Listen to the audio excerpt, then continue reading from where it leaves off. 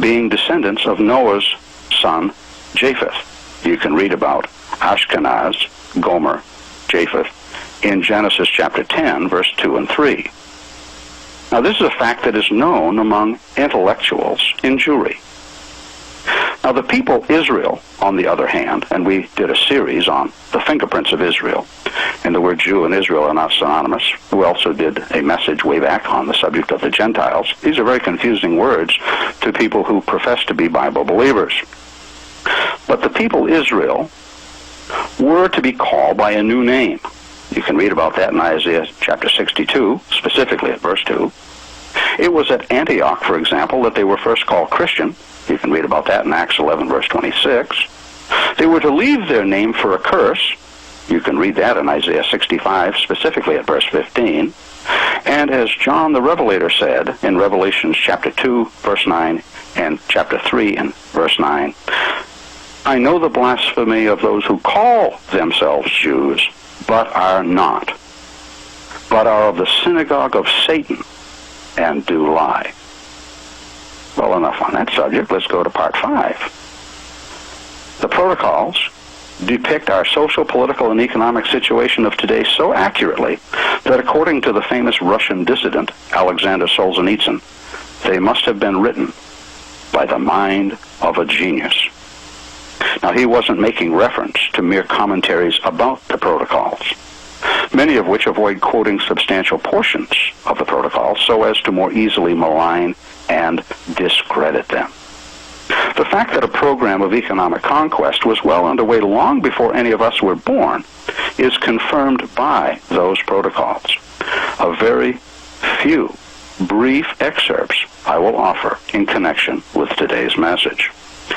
We'll start with protocol number 1.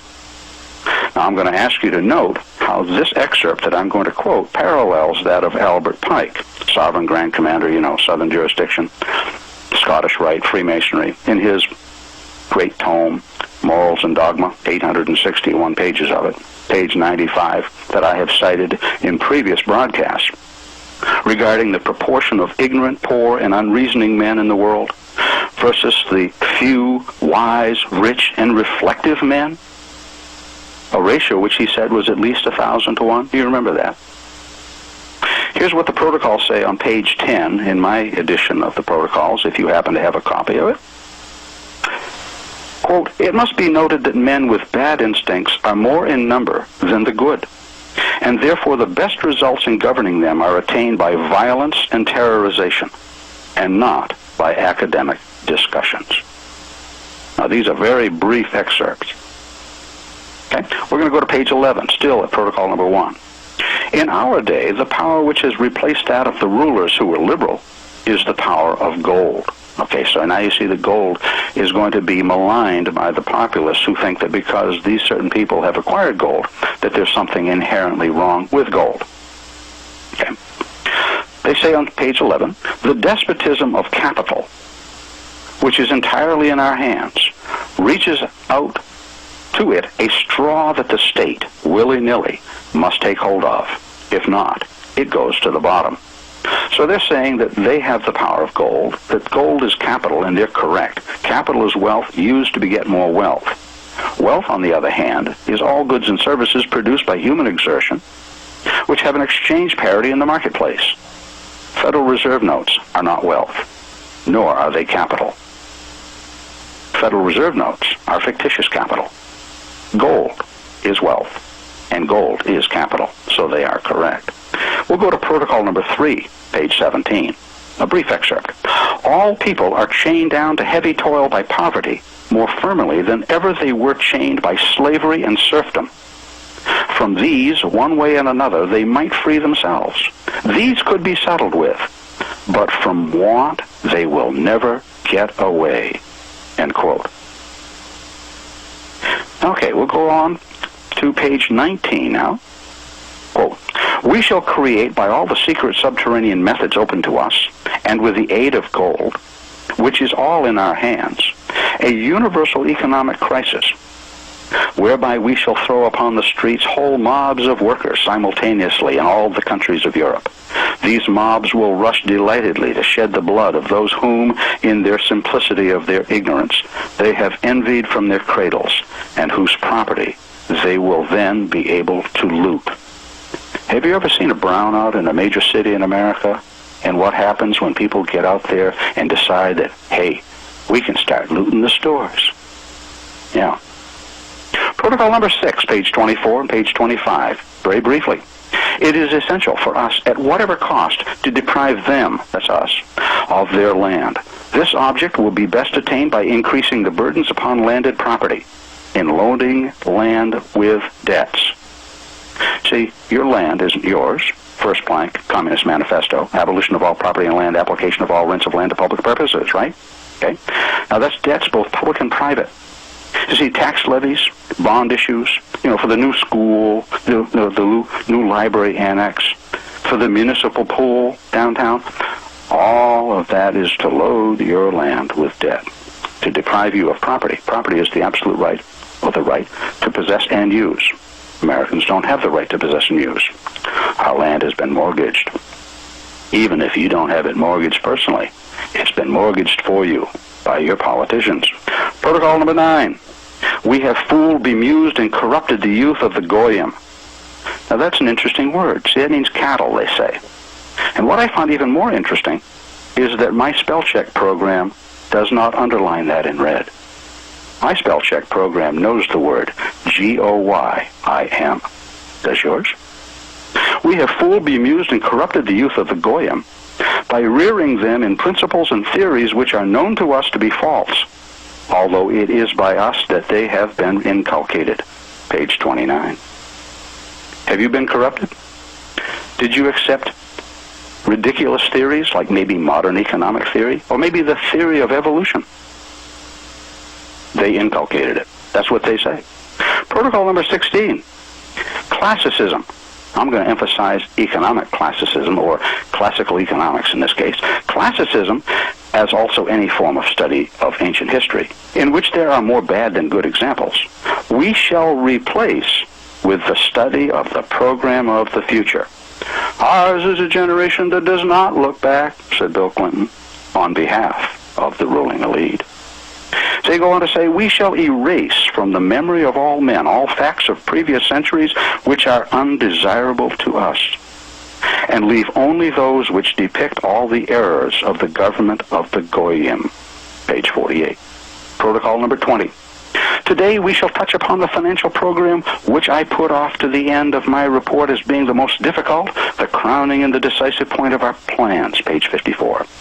Economic crises have been produced by us for the Goyim by no other means than the withdrawal of money from circulation. That's from page 56. They go on in page 56. You are aware that the gold standard has been the ruin of the states which adopted it, for it has not been able to satisfy the demands for money, the more so that we have removed gold from circulation as far as possible. End quote. This was written in the late 1800s. They hadn't gotten the gold out of the United States. Their plan was to first work on Europe, whoever these people were. But you see, by 1934, they managed to get the gold out of circulation in the United States. Look around. Is gold in circulation, hand to hand, as money? Absolutely not. And with legal tender laws, it never will be. They go on. With us, the standard that must be introduced, listen to this now, this is the popular social credit program. With us, the standard that must be introduced is the cost of working manpower, whether it be reckoned in paper or in wood. We shall make the issue of money, they mean fictitious money, in accordance with the normal requirements of each subject. You and I are the subjects. Adding to the quantity with each birth, or every birth, and subtracting with every death. That's from page 56. Look at this program of social credit. That's a scheme that receives space regularly given to it by the American Free Press, particularly Mark Anderson. Okay, welcome back to the final segment of Datum Line. We were at protocol number 20, very briefly going through a few excerpts. I'll continue with protocol number 20. Quote, every kind of loan proves infirmity to the state. That's interesting, because the United States certainly has plenty of loan obligations, doesn't it? Over $16 trillion in debt, rising $1 trillion a year now. Loans hang like a sword of Damocles over the heads of rulers who, instead of taking from their subjects by a temporary tax, come begging with outstretched palm of our bankers. Foreign loans are leeches, which there is no possibility of removing from the body of the state until they fall off of themselves or the state flings them off. But the Goy states do not tear them off. I got to stop. That word Goy, G-O-Y, my spell check program doesn't highlight that as an unknowable word. How about yours? Even if you might be a Goy and don't know that that's what you are, there's somebody who does. And spell check even knows you. But the Goy states do not tear them off. They go on in persisting in putting more onto themselves. Let's raise the debt ceiling, right? So that they must inevitably perish, drained by voluntary bloodletting. My comments. While each country's central bank could create imaginary loans to itself, the Wall Street Journal has long reported on the more binding loans from one country to another. Protocol number 21, page 59. Quote, we've taken advantage of the venality of administrators and the slackness of rulers to get our monies twice, thrice, and more times over by lending to the Goy governments monies which were not at all needed by the states. End quote. Now, these very brief extracts from the protocols provide a glimpse into a program of economic enslavement. While they may appear fanciful to many people, others have found the protocols fascinating, if for no other reason than their great understanding of man's sinful nature, by which we are so easily manipulated. In our next broadcast, I think I may go back into the protocols, just to deal with the subject very briefly of how they deal with and promote mass dissension, how they create blind mobs. See, we have a new study in college, don't we? Sociology, where people study mass psychology. Why do you suppose we have the study of mass psychology? Because people behave differently in groups and in mobs than they do individually. Edward L. Bernays, the nephew to Sigmund Freud, also Jewish, by the way, didn't care for the mobs. He considered them stupid, ignorant. And he came up with the concept of the engineering of public consent. Edward L. Bernays was the father of PR, public relations.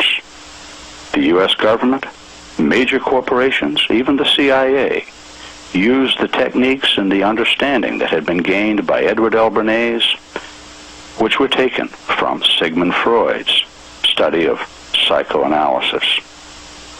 How marvelous. America is a giant social engineering experiment from the top down. We're at the bottom. The view isn't too good from where we are. They're at the top. The view is far more interesting, I'm sure. You've been listening to Datum Line. I'm Bruce G. McCarthy. I hope this has been informative and at least interesting for you. Thank you for listening. Have a good